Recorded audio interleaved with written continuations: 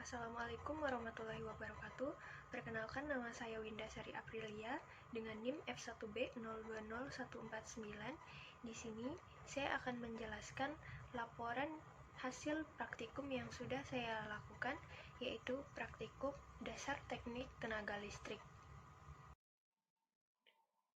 Pada praktikum dasar teknik tenaga listrik ini terdapat 4 percobaan. Yang pertama, sistem transmisi dan distribusi tenaga listrik. Yang kedua, transformator satu fasa. Yang ketiga, mesin arus bolak-balik. Dan yang keempat, mesin arus searah penguat luar. Percobaan 1. Sistem transmisi dan distribusi tenaga listrik. 1.1. Saluran transmisi pendek. Tujuan percobaan yang pertama, mengukur tegangan fase pengirim, arus pengirim, dan arus penerima pada sebuah saluran transmisi. Yang kedua, mengetahui pengaturan tegangan pada tiap-tiap terminal dan arus saluran pada sebuah saluran transmisi. Yang ketiga, menentukan besarnya daya yang diserap beban, daya yang dikirim oleh sumber, dan efisiensi penyaluran daya. Pengertian transmisi tenaga listrik. Transmisi tenaga listrik merupakan penyaluran tenaga listrik dari tempat pembangkit tenaga listrik hingga saluran distribusi hingga dapat disalurkan sampai pada konsumen, pengguna listrik. Saluran transmisi berupa media kawat-kawat atau kabel yang dipasang pada menara atau tiang dan juga bisa melalui kabel pada permukaan tanah. Saluran ini menyalurkan energi tenaga listrik dari pembangkit listrik ke gardu induk sampai ke tegangan distribusi hingga sampai ke konsumen. Kategori saluran transmisi. Yang pertama, saluran udara. Merupakan saluran yang menyalurkan energi listrik melalui kawat-kawat pada tiang ataupun menara. Di Indonesia, saluran udara tersebut adalah saluran udara tegangan tinggi dan saluran udara tegangan ekstra tinggi. Yang kedua, saluran transmisi kabel bawah tanah. Menyalurkan energi listrik melalui kabel yang dipendam di bawah tanah. Diaplikasikan di dalam kota karena tidak mengganggu keindahan dan minim gangguan. Namun mahalnya instalasi, serta jika terdapat gangguan, sulit dalam perbaikannya. Yang ketiga, saluran isolasi gas. Merupakan saluran yang diisolasi dengan gas insulatif lain, tetapi saluran ini jarang digunakan karena memiliki risiko yang tinggi terhadap lingkungan. Alat bahan yang diperlukan untuk melakukan percobaan ini yaitu power supply 3-phase, on-off switch 3-volt, 3-phase transformer TL 380 kV, transmission line model 380 kV, resistive load, capacitive load, inductive load, power factor meter, moving iron meter 2,5 ampere, voltmeter, wattmeter, dan kabel konektor secukupnya. Setelah menyiapkan alat dan bahan, selanjutnya akan dirangkai seperti pada gambar yang ada di layar. Yang pertama, rangkaian saluran transmisi pendek dengan beban RL, dan yang kedua, rangkaian saluran transmisi pendek dengan beban RL dan kompensasi C.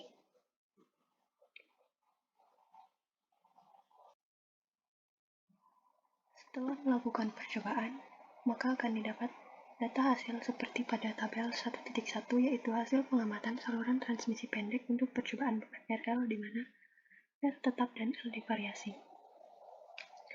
Berdasarkan tabel 1.1 dapat dianalisa bahwa nilai R konstan dan nilai L meningkat, serta tegangan terima bernilai konstan akan mempengaruhi tegangan kirim yang semakin menurun. Namun seharusnya ketika nilai L meningkat, maka nilai tegangan akan semakin meningkat, sehingga sesuai dengan persamaan V sama dengan I dikali Z. Hal ini disebabkan oleh human error serta alat ukur yang kurang presisi pada saat praktikum. Ketika nilai R tetap dan I meningkat, maka nilai IS dan IR yang didapatkan akan semakin menurun. Hal ini dikarenakan nilai arus berbanding terbalik dengan nilai beban, sesuai dengan persamaan I sama dengan V per Z. Sedangkan ketika nilai R tetap dan L meningkat, nilai faktor daya dan daya beban menurun.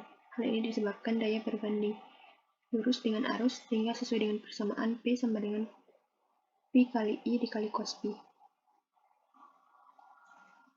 Selanjutnya tabel 1.2, hasil perhitungan beban R dan L di mana R tetap dan L divariasi. Pada tabel 1.2 dapat dianalisa bahwa ketika nilai R tetap dan nilai L meningkat, maka akan menghasilkan impedansi beban atau ZL semakin meningkat sesuai dengan persamaan. Dan ketika nilai impedansi semakin meningkat, maka nilai arus terima atau IR hitung akan semakin kecil. Hal ini dikarenakan nilai impedansi berbanding terbalik dengan nilai arus terima. Dari tabel di atas juga dapat dilihat ketika nilai IR semakin kecil, maka nilai tegangan kirim atau VS hitung semakin meningkat. Hal ini dikarenakan ketika arus semakin menurun, maka drop tegangan pada saluran akan menurun, sehingga tegangan kirim akan semakin meningkat sesuai dengan persamaan. Selanjutnya, tabel 1.3 hasil pengamatan saluran transmisi pendek untuk percobaan beban RL, di mana L tetap dan R bervariasi. Berdasarkan tabel 1.3 dapat dianalisa bahwa nilai L yang tetap dengan nilai R yang meningkat, serta tegangan terima atau VR tetap akan mempengaruhi tegangan kirim yang semakin menurun. Sedangkan pada nilai faktor daya atau Cosby semakin meningkat. Hal ini disebabkan oleh nilai tegangan kirim dan faktor daya berbanding terbalik. Sehingga sesuai dengan persamaan, maka tegangan kirim akan semakin menurun sedangkan faktor daya semakin meningkat. Untuk nilai arus kirim atau IS dan arus terima atau R mengalami penurunan ketika nilai beban L tetap dan nilai R meningkat. Hal ini disebabkan oleh nilai arus berbanding terbalik dengan beban, sehingga sesuai dengan persamaan I sama dengan V per Z, maka arus kirim dan arus terima akan semakin menurun untuk nilai daya beban atau P beban. Mengalami penurunan ketika nilai beban L tetap dan R bertambah. Hal ini disebabkan oleh nilai daya beban dan tegangan kirim yang berbanding lurus, sehingga sesuai dengan persamaan, maka nilai daya beban semakin menurun. Selanjutnya tabel 1.4, hasil perhitungan saluran transmisi pendek untuk beban L tetap dan R divariasi. Berdasarkan tabel 1.4, dapat dianalisa bahwa ketika beban L tetap dan beban R semakin meningkat, maka akan menghasilkan impedansi beban yang semakin meningkat. Nilai impedansi beban semakin meningkat, didapatkan nilai arus terima atau IR itu yang semakin menurun. Hal ini disebabkan karena nilai impedansi berbanding terbalik dengan nilai arus terima sesuai dengan persamaan IR sama dengan VR per ZL. Pada tabel juga dilihat, ketika nilai impedansi beban semakin meningkat, didapatkan tegangan kirim atau VS hitung yang semakin meningkat. Hal ini dikarenakan ketika beban yang digunakan semakin resistif akan menyebabkan tegangan kirim yang dihasilkan semakin menurun. Selanjutnya, tabel 1.5, hasil pengamatan saluran transmisi pendek untuk percobaan beban RL dengan kompensasi variasi C. Berdasarkan tabel 1.5 dapat diketahui bahwa nilai beban RL tetap dan C mengalami kenaikan. Tegangan terima atau VR konstan di 220 volt, sementara nilai tegangan kirim atau VS semakin kecil. Nilai VS divariasikan untuk menjaga nilai VR tetap konstan di 220 volt. Data yang diperoleh pada percobaan ini kurang tepat dikarenakan ada human error. Seharusnya nilai beban C berbanding lurus dengan VS sesuai dengan persamaan V sama dengan I dikali R. Namun nilai VS yang terukur adalah semakin kecil. Untuk nilai arus kirim atau IS nilainya menurun, sesuai dengan persamaan I sama dengan V per R, hubungan antara keduanya adalah berbanding terbalik. Hal ini bisa terjadi karena kesalahan dalam membaca maupun penggunaan alat ukur yang kurang tepat. Kemudian nilai Cosby mengalami kenaikan sementara nilai P beban konstan di data. Hal ini tidak sesuai dengan perhitungan matematika daya dengan persamaan di mana daya berbanding lurus. Selanjutnya tabel 1.6. Yaitu hasil perhitungan saluran transmisi pendek untuk percobaan beban RL dengan kompensasi variasi C. Berdasarkan tabel 1.6 dapat diketahui bahwa beban RL konstan dan C mengalami kenaikan. Kondisi tersebut mengakibatkan nilai Z semakin menurun. Hal ini sesuai dengan persamaan di mana nilai Z berbanding lurus dengan nilai R dan L serta berbanding terbalik dengan C. Dalam kaitan arus dengan Z dijelaskan oleh persamaan Z sama dengan V per I, di mana nilai beban berbanding terbalik dengan arus sehingga dapat pada percobaan ini didapatkan nilai Z yang semakin menurun dan berakibat pada semakin naiknya nilai IR dan IS. Untuk nilai tegangan terima konstan di angka 220 volt. Hal ini memang sengaja dijaga konstan karena nilai tegangan terima VR diasumsikan sebagai permintaan konsumen. Oleh karena itu, nilai tegangan kirim atau VS divariasikan agar didapatkan nilai VR yang konstan di 220 volt. Nilai VS yang divariasikan mempengaruhi nilai Z, di mana semakin kecil VS maka nilai Z juga ikut menurun. Hal ini sesuai dengan persamaan V sama dengan I dikali Z yang menyatakan hubungan antar keduanya adalah berbanding lurus. Selanjutnya kesimpulan. Yang pertama, pada percobaan saluran transmisi didapatkan bahwa nilai tegangan kirim berbanding lurus dengan nilai beban, sesuai dengan persamaan V sama dengan I dikali Z, di mana semakin besar nilai beban maka nilai VS juga semakin besar. Arus kirim dan arus terima akan semakin kecil seiring penambahan nilai beban. Hal ini berarti hubungan arus dan beban berbanding terbalik. Yang kedua, pada percobaan saluran transmisi pendek dengan variasi nilai beban semakin meningkat dan diasumsikan nilai tegangan terima tetap konstan. Didapatkan nilai tegangan kirim berbanding lurus dengan nilai beban semakin besar. Nilai beban maka nilai tegangan kirim juga semakin besar. Yang ketiga, pada percobaan saluran transmisi pendek dengan variasi nilai beban semakin meningkat, dan diasumsikan nilai tegangan terima tetap konstan. Didapatkan nilai tegangan kirim berbanding lurus dengan nilai beban. Semakin besar nilai beban, maka nilai tegangan kirim juga semakin besar. 1.2. Saluran distribusi satu fase. Tujuan percobaan: mengetahui drop tegangan antara bus dan arus saluran pada saluran distribusi satu fase. Yang kedua, mengetahui perubahan rugi-rugi daya saluran akibat alokasi beban yang berbeda di setiap bus pada saluran distribusi satu fase. Yang ketiga, mengetahui pengaruh faktor daya terhadap drop tegangan dan rugi-rugi saluran distribusi satu fase. Sistem jaringan distribusi. Saluran distribusi merupakan bagian dari sistem tenaga listrik. Sistem distribusi ini berguna juga untuk menyalurkan pembangkit atau menyalurkan tenaga listrik dari sistem pembangkit dan satu daya listrik besar ke beberapa tempat dan berbagai subsistem tenaga listrik yang langsung berhubungan dengan pelanggan, karena power supply di pusat beban dilayani langsung melalui jaringan distribusi. Drop tegangan pada saluran distribusi. Tegangan jatuh atau drop voltage adalah dasar penurunan atau kehilangan nilai tegangan listrik pada suatu penghantar dari nilai tegangan normalnya, atau bisa juga disebut bahwa tegangan jatuh adalah selisih antara besar tegangan kirim dengan besar tegangan penerima dari suatu instalasi listrik. Tegangan jatuh dapat dipengaruhi oleh panjang penghantar, besar arus, tekanan, dan luas penampang. Rugi saluran. Rugi daya dalam kelistrikan merupakan sesuatu yang sudah pasti terjadi.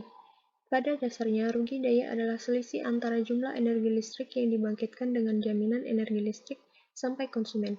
Menurut Keputusan Menteri Keuangan Nomor 431/KMK.06/2002, rugi daya adalah gangguan sistem di mana sejumlah energi yang hilang dalam proses penyimpanan atau pengiriman listrik murni dari gardu induk sampai ke konsumen. Selanjutnya, alat dan bahan. Yang pertama, power supply triphase. Yang kedua, on-off switch triple. Yang ketiga, transmission line model 380 kV. Keempat, resistive load. Yang kelima, inductive load. Yang keenam, power factor meter. Ketujuh, moving iron meter 1,0 ampere. 8, moving iron meter 2,5 ampere. Yang ke-9, voltmeter. Ke-10, wattmeter. Yang ke-11, multimeter. Dan ke-12, kabel konektor secukupnya.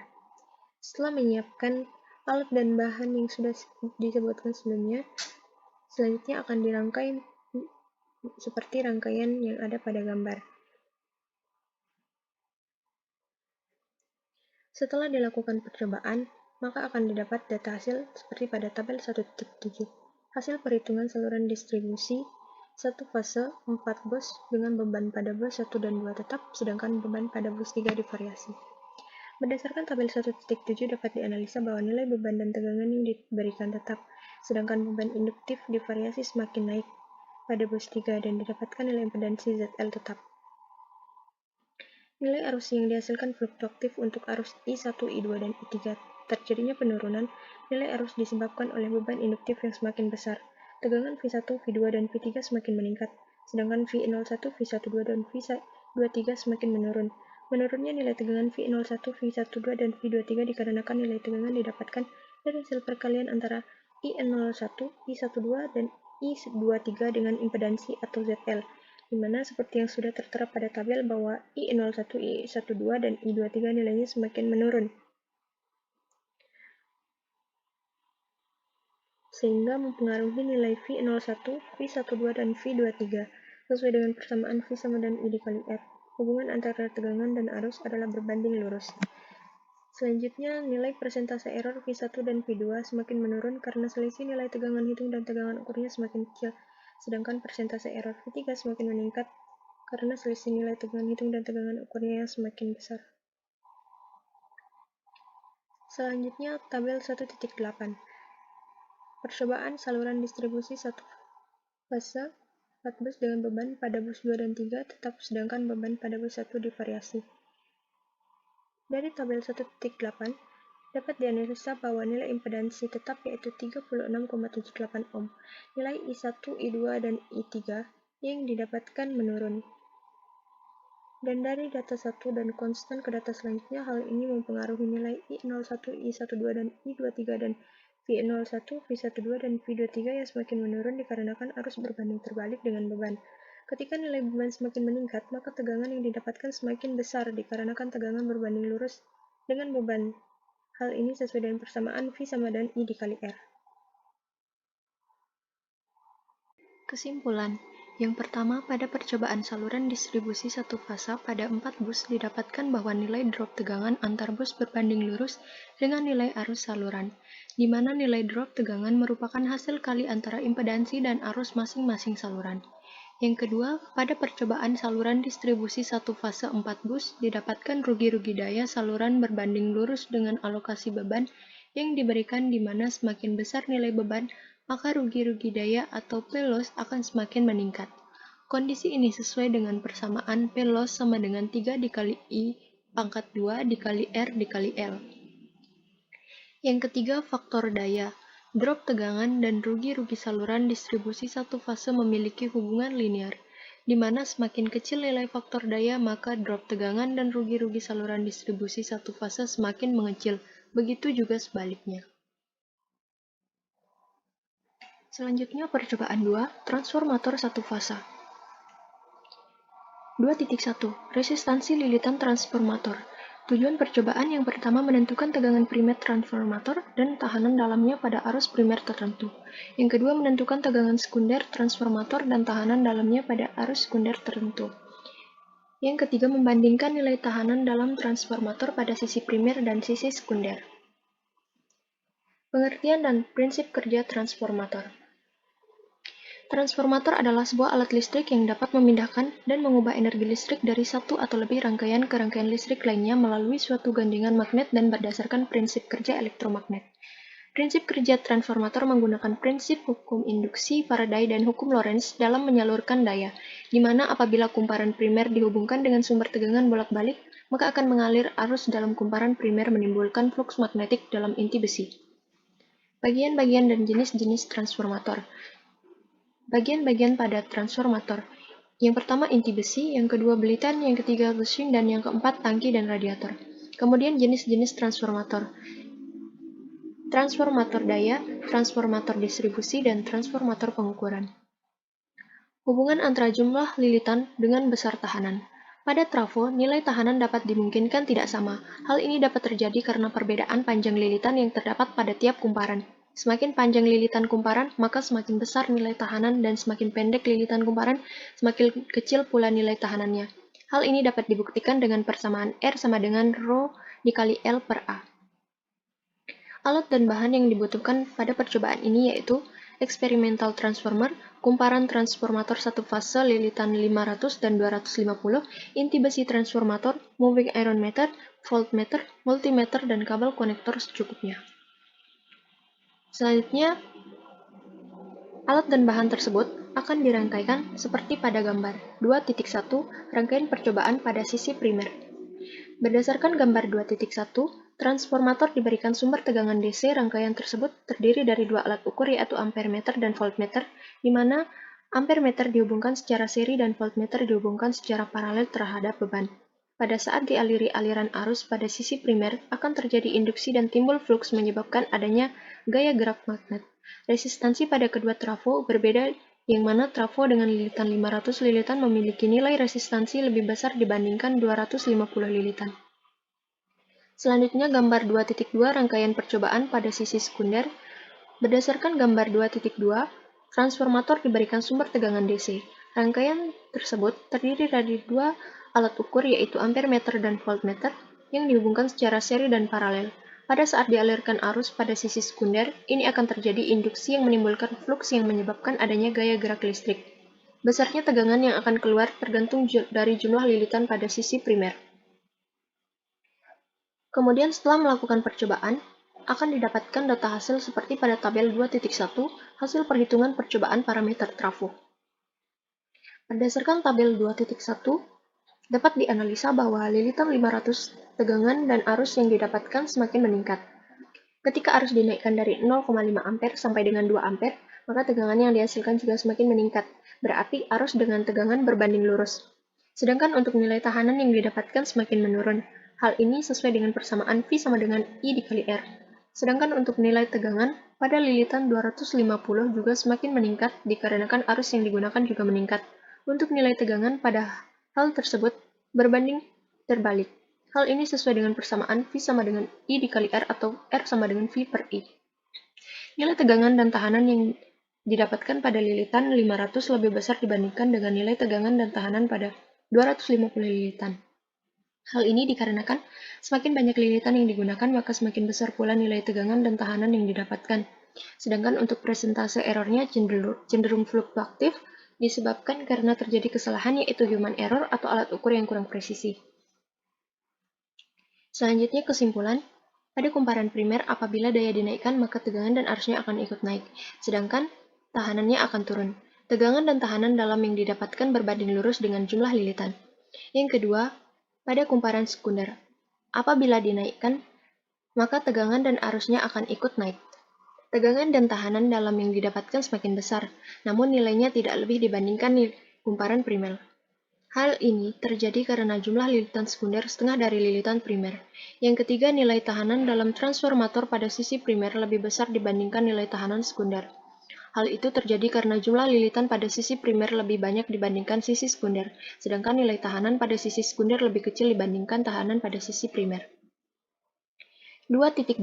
Transformasi transformator. Tujuan percobaan yang pertama menentukan tegangan sekunder pada trafo dengan mengatur tegangan primer transformator pada tegangan tertentu. Yang kedua mengetahui perbandingan lilitan antara sisi primer dan sisi sekunder dari transformator. Transformator tegangan dan transformator arus. Transformator tegangan adalah transformator yang digunakan untuk mengukur tegangan, sedangkan transformator arus adalah transformator yang digunakan untuk mengukur arus beban satu rangkaian. Dengan menggunakan transformator arus, maka arus beban yang besar dapat diukur hanya dengan menggunakan alat ukur yang tidak terlalu besar. Jenis-jenis transformator. Yang pertama, transformator step up adalah transformator yang memiliki lilitan sekunder lebih banyak daripada lilitan primer, sehingga berfungsi sebagai penaik tegangan. Transformator ini biasa ditemui pada pembangkit tenaga listrik sebagai penaik tegangan yang dihasilkan generator menjadi tegangan tinggi yang digunakan dalam transmisi jarak jauh.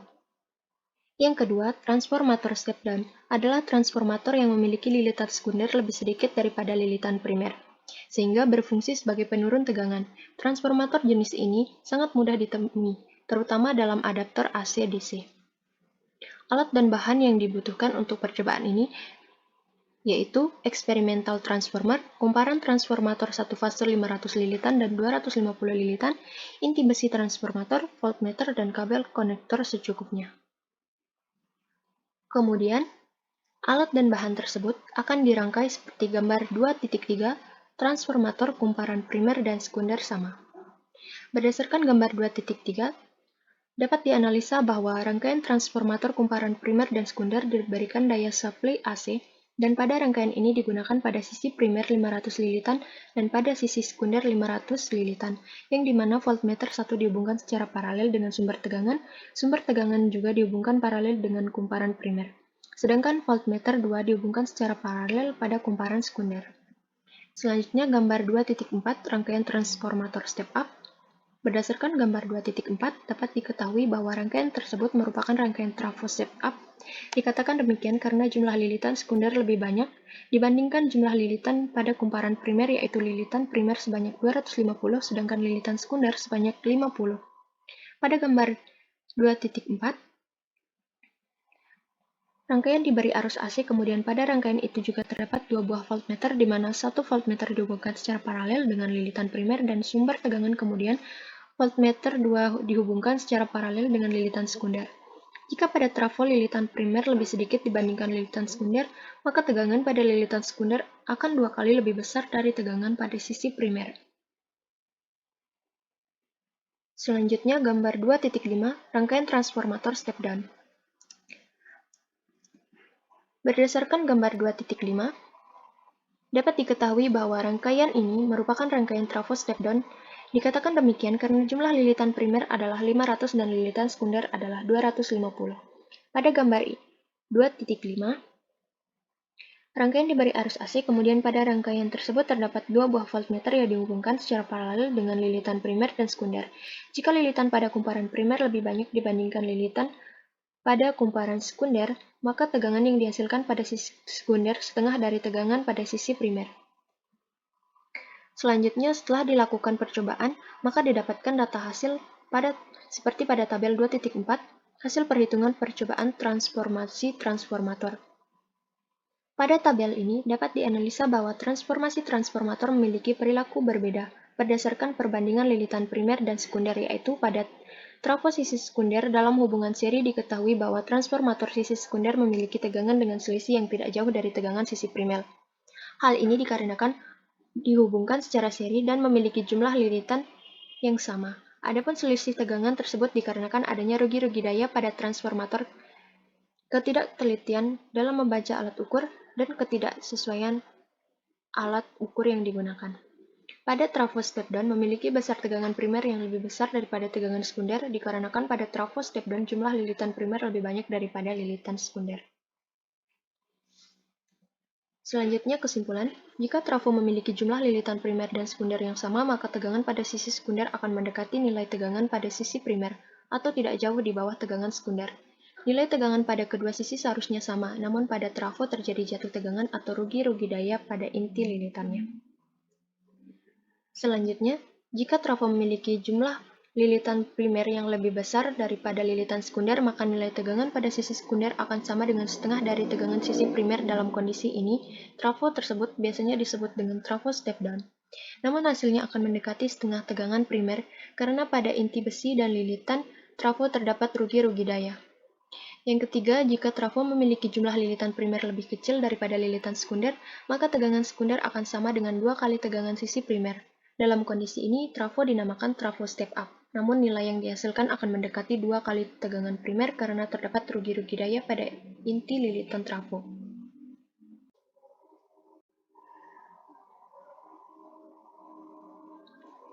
Selanjutnya, 2.3 rangkaian ekivalen transformator. Tujuan percobaan, yang pertama mengetahui perubahan arus dan daya nyata yang terjadi pada saat tegangan input transformator diatur pada posisi tertentu. Yang kedua, menentukan parameter rangkaian transformator beban 0. Yang ketiga, mengetahui perubahan tegangan dan daya nyata yang terjadi pada saat arus pada transformator diatur pada posisi tertentu. Yang keempat, menentukan parameter rangkaian transformator hubung singkat. Transformator merupakan peralatan listrik yang digunakan untuk mengubah energi listrik bolak-balik dari level tegangan rendah ke level tegangan tinggi atau sebaliknya. Transformator dapat dimodelkan dengan rangkaian ekivalen dan nilai parameter didapat dengan melakukan uji transformator, yaitu uji rangkaian tanpa beban dan uji rangkaian hubung singkat. Fungsi rangkaian tanpa beban tujuannya yaitu untuk menentukan arus tanpa beban dan rugi-rugi besi arus tanpa beban digunakan untuk menentukan rangkaian resistansi dan reaktansi tanpa beban. Kemudian, uji rangkaian hubung singkat tujuannya yaitu untuk menentukan resistansi, reaktansi, impedansi, dan rugi-rugi tembaga beban penuh untuk titik metode pengujiannya. Kumparan primer terhubung ke sumber dengan alat ukur voltmeter, ampermeter, dan wattmeter, dan kumparan sekunder dihubungkan oleh kawat atau tahanan variabel. Alat dan bahan yang dibutuhkan untuk percobaan ini yaitu eksperimental transformer, kumparan transformator satu fase 500 lilitan dan 250 lilitan, inti besi transformator, voltmeter, wattmeter, multimeter, kabel konektor secukupnya. Selanjutnya, alat dan bahan tersebut akan dirangkaikan seperti pada gambar 2.6, rangkaian percobaan transformator hubung singkat. Setelah dilakukan percobaan, maka didapatkan data hasil seperti pada tabel 2.5 hasil perhitungan percobaan transformator tanpa beban. Berdasarkan tabel 2.5 dapat dianalisa bahwa ketika arus primer semakin kecil, maka nilai tegangan primer akan semakin kecil, sama halnya dengan X ekivalen yang juga semakin kecil. Hal ini dikarenakan arus primer berbanding lurus dengan tegangan primer dan X ekivalen. Daya yang didapatkan konstan, sedangkan cos P dan R ekivalen berbanding terbalik dengan arus primer. Selanjutnya, tabel 2.6. Hasil perhitungan percobaan transformator hubung singkat.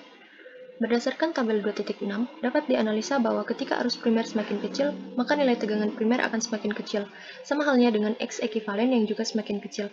Hal ini dikarenakan arus primer berbanding lurus dengan tegangan primer dan X ekivalen. Daya yang didapatkan konstan, sedangkan cos P dan R ekivalen berbanding terbalik dengan arus primer. Selanjutnya kesimpulan. Pada transformator tanpa beban, ketika diberikan tegangan yang bervariasi pada sisi primer, maka arus dan daya yang didapatkan semakin meningkat atau menurun, mengikuti tegangan. Hal ini dikarenakan daya dan arus berbanding lurus terhadap tegangan sesuai dengan persamaan P sama dengan V dikali I dikali cos P. Yang kedua, pada transformator tanpa beban, ketika diberikan tegangan yang semakin menurun, Didapatkan nilai tahanan lilitan dan nilai reaktansi mekanis juga semakin menurun dikarenakan tahanan berbanding lurus dengan tegangan. Yang ketiga, pada transformator hubung singkat. Ketika diberikan arus yang bervariasi, didapatkan tegangan dan daya yang semakin meningkat atau menurun, mengikuti arus. Hal ini dikarenakan tegangan dan daya berbanding lurus dengan nilai arus sesuai dengan persamaan P sama dengan V dikali I. Yang keempat, pada transformator hubung singkat. Ketika diberikan nilai arus yang semakin menurun, didapatkan nilai tahanan ekivalen yang semakin meningkat.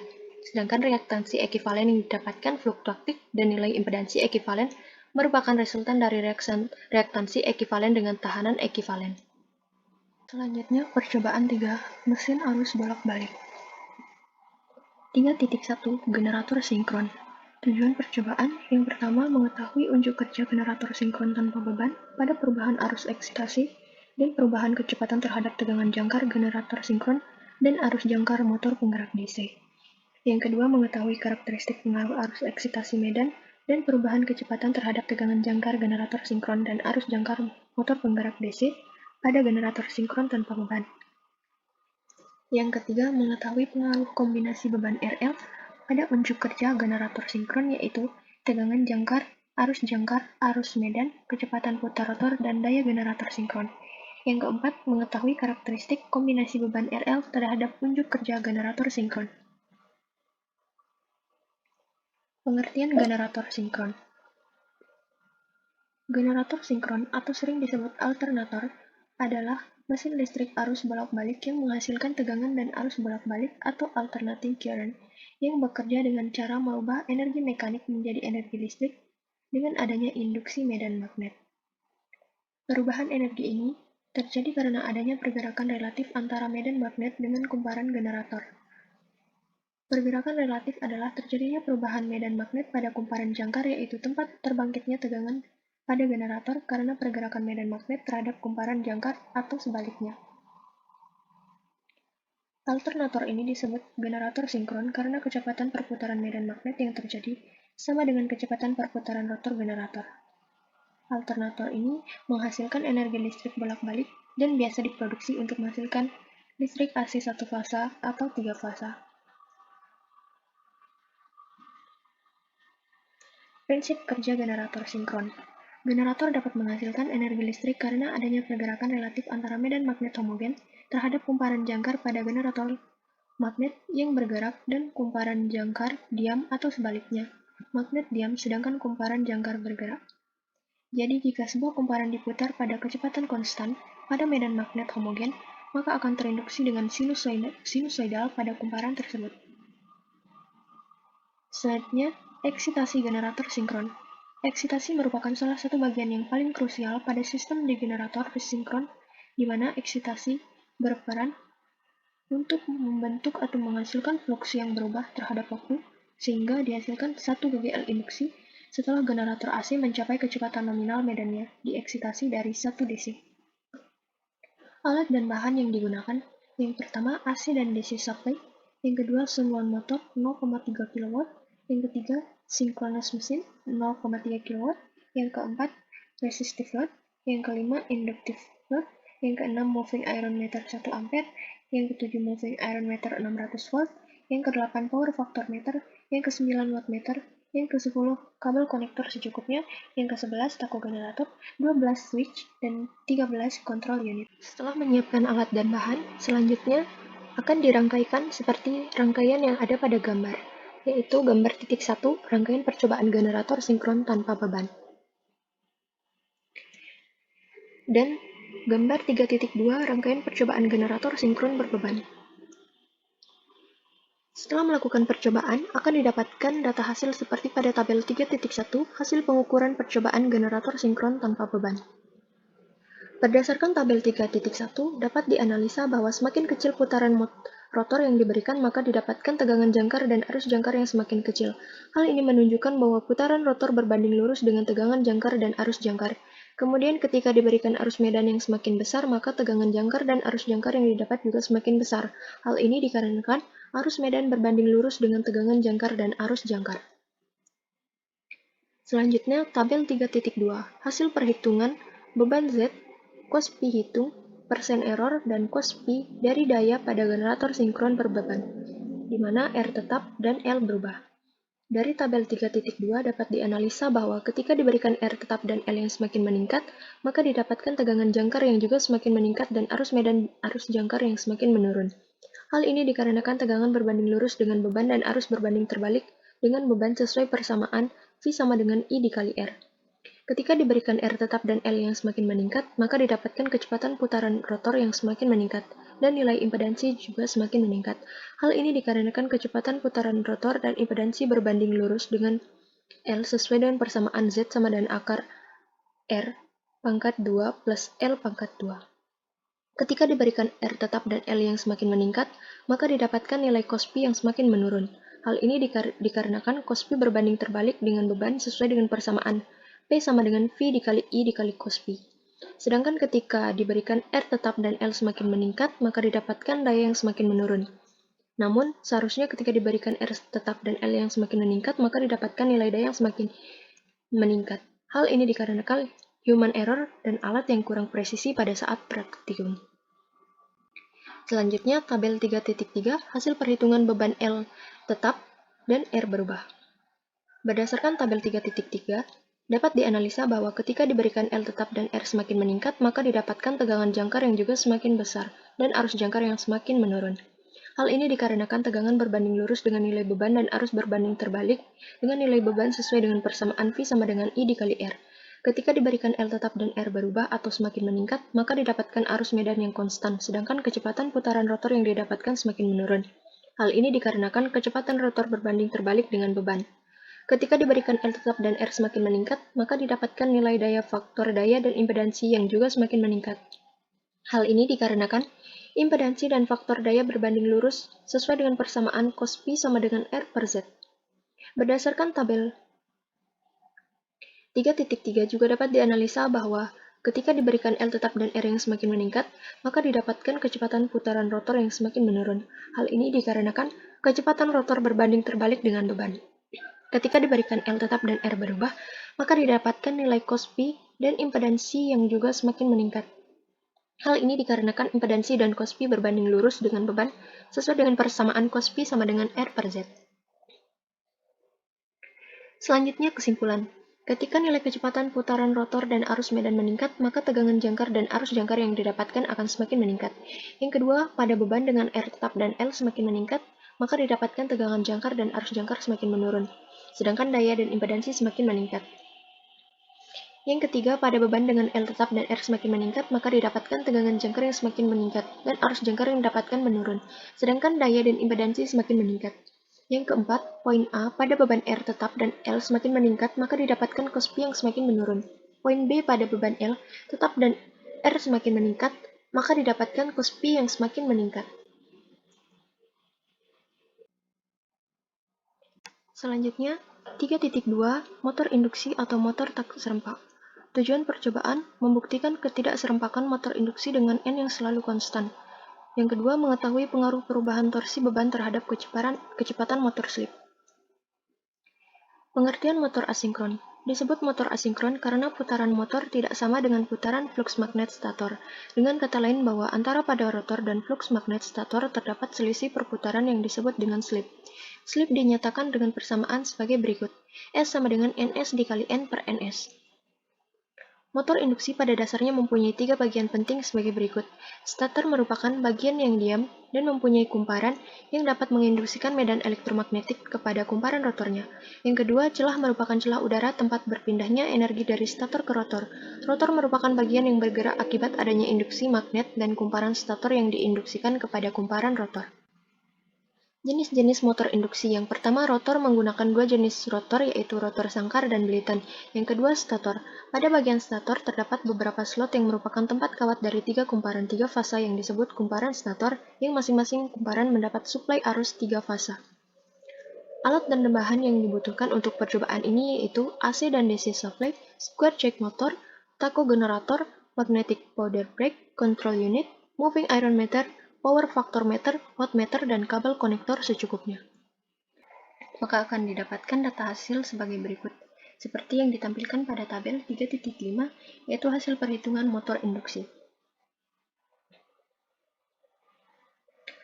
Berdasarkan tabel 3.5, dapat dianalisa bahwa nilai tegangan VAC 3 fase yaitu 220 volt karena tegangan sumber yang diberikan PLN. Ketika torsi beban yang diberikan meningkat, maka didapatkan nilai arus jangkar yang fluktuatif dan faktor daya semakin meningkat. Sedangkan nilai kecepatan motor dan slip yang didapatkan fluktuatif. Namun seharusnya ketika torsi beban yang diberikan meningkat, maka kecepatan motor yang didapatkan juga semakin meningkat. Selanjutnya kesimpulan, yang pertama pada motor induksi kecepatan putar motor tidak akan serempak atau sama dengan kecepatan rotor di mana starter memiliki kecepatan yang tetap dan rotor memiliki kecepatan yang berubah-ubah tergantung dari beban yang diberikan. Yang kedua, semakin besar torsi beban, maka didapatkan kecepatan rotor akan berkurang, sedangkan arus jangkar yang didapat cenderung meningkat.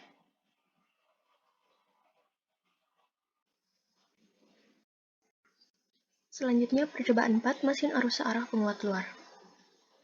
4.1 Generator DC penguat luar. Tujuan percobaan, mengamati gejala timbulnya tegangan pada generator DC penguat luar tanpa beban, menentukan karakteristik generator DC penguat luar berbeban.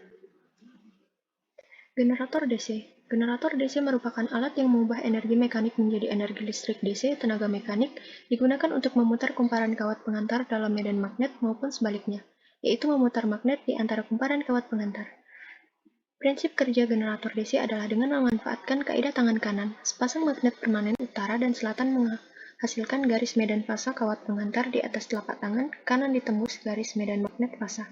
Sehingga ketika tangan digerakkan ke arah ibu jari, maka dalam kawat dihasilkan arus listrik yang searah dengan keempat arah jari tangan yang lain. Jenis generator. Yang pertama, generator penguat terpisah. Biasanya digunakan dalam keadaan tertentu saja. Sumber arus terpisah dengan pemagnetan dari generator sehingga besar kecilnya arus kemagnetan tidak akan mempengaruhi nilai-nilai arus ataupun tegangan generator. Yang kedua, generator penguat sendiri memperoleh arus kemagnetan dari generator itu sendiri sehingga arus kemagnetan akan terpengaruh oleh nilai-nilai tegangan dan arus yang terdapat pada generator. Yang ketiga, generator kompon adalah generator arus searah yang lilitan penguat magnetiknya terdiri dari lilitan penguat Sun dan lilitan penguat Sen, di mana salah satu dari contoh generator kompon adalah generator kompon panjang. Generator DC terdiri dari dua bagian yaitu stator adalah bagian mesin DC yang diam dan rotor adalah bagian mesin DC yang berputar. Bagian stator terdiri dari rangka motor, belitan stator, sikat arang, bearing, dan terminal box, sedangkan rotor terdiri dari komutator, belitan rotor, kipas rotor, dan poros.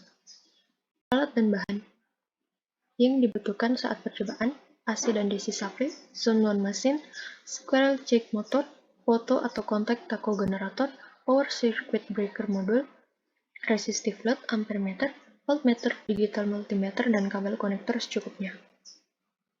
Menyiapkan alat dan bahan, selanjutnya alat dan bahan tersebut akan dirangkaikan seperti pada gambar 4.1, rangkaian generator DC penguat luar tanpa beban. Dan gambar 4.2, rangkaian generator DC penguat luar berbeban. Setelah melakukan percobaan, maka akan didapatkan data hasil seperti yang ada pada tabel 4.1, hasil pengamatan generator DC penguat luar tanpa beban.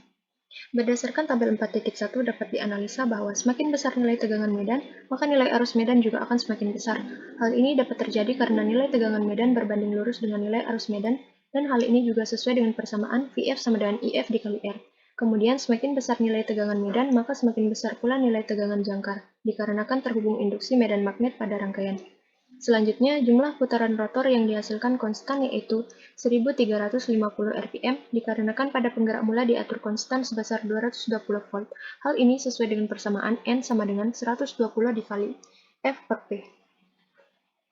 Selanjutnya, tabel 4.2. Hasil pengamatan generator DC penguat luar berbeban. Berdasarkan tabel 4.2 dapat dianalisa bahwa semakin besar nilai tahanan yang diberikan, maka nilai tegangan jangkar juga akan semakin meningkat. Hal ini sesuai dengan persamaan Vt sama dengan IA dikali R, yang dimana nilai tahanan berbanding lurus dengan tegangan jangkar. Ketika nilai tahanan yang diberikan meningkat, maka nilai arus jangkar akan semakin kecil. Hal ini dapat terjadi karena nilai tahanan berbanding terbalik dengan nilai arus jangkar sesuai dengan persamaan. Sedangkan ketika nilai tahanan meningkat, itu tidak akan mempengaruhi nilai arus medan dan jumlah putaran rotor, yang tetap konstan karena pada penggerak mula diatur konstan 120 volt. Kesimpulan. Yang pertama, pada percobaan generator DC penguat luar tanpa beban dapat disimpulkan bahwa semakin besar nilai tegangan medan, maka akan menyebabkan nilai arus medan semakin besar atau meningkat. Kecepatan putaran rotor pada percobaan ini cenderung konstan. Yang kedua, pada percobaan generator DC penguat luar berbeban, dapat disimpulkan bahwa semakin besar nilai beban, maka nilai tegangan jangkar juga akan semakin meningkat, dan nilai arus jangkar menjadi semakin kecil. Kemudian, dengan diberikan beban yang meningkat, tidak akan mempengaruhi nilai arus medan dan putaran rotor yang tetap konstan. 4.2. Motor DC penguat luar.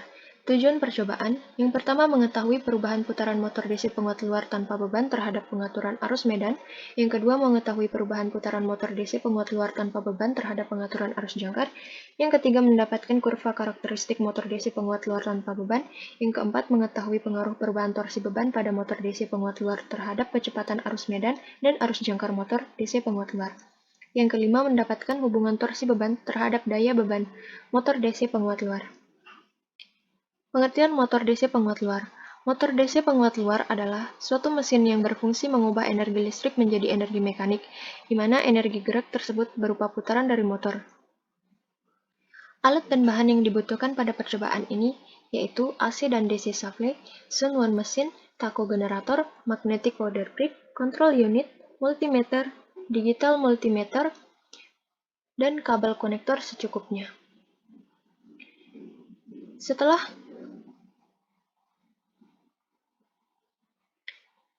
Kemudian, setelah menyiapkan alat dan bahan, selanjutnya alat dan bahan tersebut akan dirangkaikan seperti pada rangkaian gambar 4.1, gambar rangkaian motor DC penguat luar tanpa beban, dan gambar 4.2, rangkaian motor DC penguat luar beban torsi.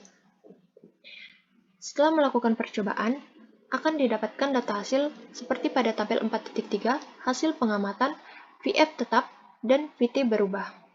Berdasarkan tabel 4.3, dapat dianalisa bahwa semakin besar nilai tegangan jangkar yang diberikan, maka arus jangkar yang dihasilkan akan semakin besar. Hal ini sesuai dengan persamaan VT sama dengan IA dikali R, di mana tegangan berbanding lurus dengan arus. Ketika nilai tegangan medan yang diberikan konstan, maka arus medan yang didapatkan juga akan konstan. Akan tetapi, karena human error dan alat yang kurang presisi pada saat praktikum menghasilkan data yang berbeda. Sedangkan ketika tegangan jangkar yang diberikan semakin besar, maka jumlah putaran yang dihasilkan juga semakin besar. Selanjutnya, tabel 4.4. Hasil pengamatan percobaan motor DC penguat luar, VT tetap, dan VF berubah. Berdasarkan tabel 4.4, dapat dianalisa bahwa ketika nilai tegangan jangkar yang diberikan konstan, maka nilai arus jangkar juga akan konstan. Sesuai dengan persamaan, VT sama dengan IA dikali R, di mana arus berbanding lurus dengan tegangan. Ketika nilai tegangan medan semakin meningkat, maka akan menyebabkan nilai arus medan yang didapatkan akan semakin meningkat. Akan tetapi, karena human error dan alat kurang presisi, data yang didapatkan berbeda. Sedangkan ketika tegangan medan yang diberikan semakin meningkat, maka jumlah putaran motor DC yang dihasilkan semakin kecil. Kesimpulan. Yang pertama, pada percobaan motor DC penguat luar tanpa beban, dapat disimpulkan bahwa ketika diberikan tegangan jangkar yang semakin meningkat, maka arus jangkar juga semakin meningkat. Dan ketika diberikan tegangan medan konstan, maka arus medan yang didapatkan juga konstan. Dengan diberikan tegangan jangkar yang semakin meningkat dan tegangan medan konstan, maka putaran rotor semakin besar. Pada percobaan motor DC penguat luar tanpa beban, dapat disimpulkan bahwa ketika diberikan tegangan jangkar konstan, waktu arus jangkar yang didapatkan juga konstan, dan ketika diberikan tegangan medan yang meningkat, maka arus medan yang dihasilkan semakin meningkat. Dengan diberikan tegangan jangkar yang konstan dan tegangan medan yang meningkat, maka mendapatkan putaran rotor yang semakin menurun. Yang ketiga, pada percobaan DC penguat luar berbeban, dapat disimpulkan bahwa ketika diberikan beban yang semakin meningkat, maka arus jangkar yang dihasilkan semakin meningkat, dan beban tidak dapat mempengaruhi arus medan yang bernilai konstan. Sedangkan semakin meningkat beban, maka putaran rotor semakin menurun. Mungkin itu saja yang dapat saya sampaikan. Kurang dan lebihnya mohon maaf. Sekian dan terima kasih. Wassalamualaikum warahmatullahi wabarakatuh.